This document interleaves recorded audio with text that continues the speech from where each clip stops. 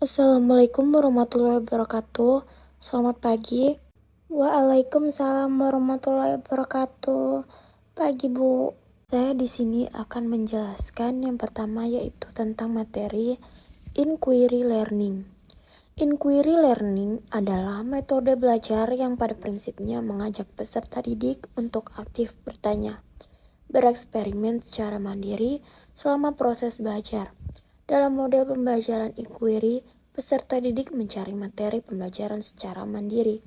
Adapun materi yang selanjutnya yaitu tentang tujuan utama pembelajaran melalui model inquiry basic learning. Ini adalah menolong siswa untuk dapat mengembangkan disiplin intelektual dan keterampilan berpikir dengan memberikan pertanyaan-pertanyaan dan mendapatkan jawaban atas dasar yang ingin tahu mereka. Materi yang selanjutnya yaitu langkah-langkah model penerapan pembelajaran inquiry.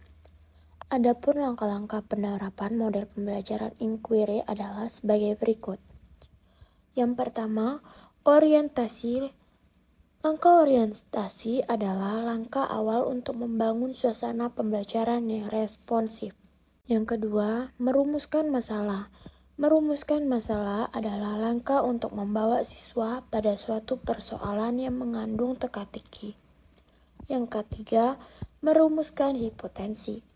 Salah satu cara yang dapat dilakukan untuk guru mengembangkan kemampuan menebak pada setiap siswa adalah dengan mengadakan berbagai pertanyaan yang mendorong siswa untuk dapat merumuskan jawaban sementara atau merumuskan berbagai perkiraan kemungkinan jawaban dari permasalahan yang dibahas.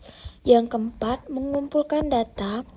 Mengumpulkan data adalah aktivitas mencari informasi untuk menguji hipotensi yang diajukan. Yang kelima, menguji hipotensi.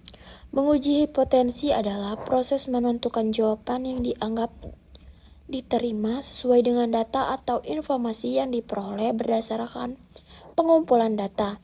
Yang keenam, merumuskan kesimpulan.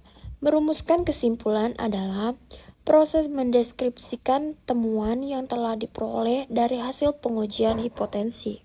Adapun materi yang selanjutnya yaitu tentang kelebihan model pembelajaran inquiry. Yang pertama, membantu menggunakan daya ingat siswa dan mentransfer pada situasi-situasi belajar. Yang kedua, mendorong siswa untuk berpikir dan bekerja atas kemauan atau inisiatifnya sendiri.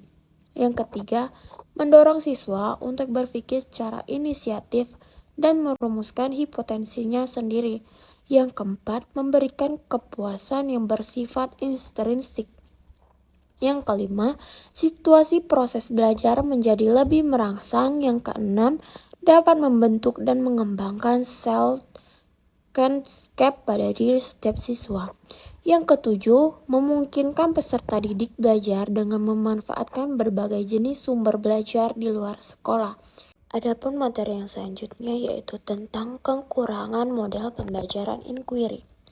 Yang pertama, sulit mengontrol kegiatan dan keberhasilan siswa. Yang kedua, sulit untuk merencanakan pembelajaran karena terbentuk dengan kebiasaan siswa dalam belajar.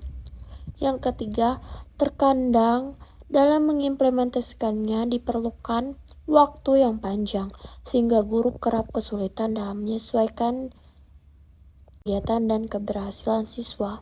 Yang keempat, selama kriteria pembelajaran ditentukan oleh kemampuan siswa dalam menguasai materi pelajaran, maka model pembelajaran inquiry akan sulit diimplementasikan. Yang kelima, memerlukan adanya perubahan kebiasaan cara belajar peserta didik yang menerima informasi dari guru menjadi belajar secara mandiri dan kelompok dengan mencari dan mengolah informasi sendiri. Yang keenam, mengubah kebiasaan bukanlah suatu hal yang mudah, apalagi kebiasaan yang telah dilakukan bertahun-tahun. Yang ketujuh, guru dituntut mengubah cara mengajar yang umumnya sebagai pengajian informasi, lalu menjadi fasilitator dan motivator. Hal tersebut tentunya tidak mudah dilakukan. Yang 8, model pembelajaran inquiry. Dalam pelajarannya memerlukan penyediaan sumber belajar dan fasilitas yang memadai, tapi tidak selalu tersedia. Yang 9, model pembelajaran inquiry tidak efisien, khususnya untuk mengajar peserta didik dalam jumlah besar, sedangkan jumlah guru terbatas. Baik, itulah materi yang dapat saya sampaikan. Semoga bermanfaat bagi kita semua. Amin ya robbal alamin. Baiklah, saya akhiri. Wabillahi taufiq wal hidayah. Wassalamualaikum warahmatullahi wabarakatuh.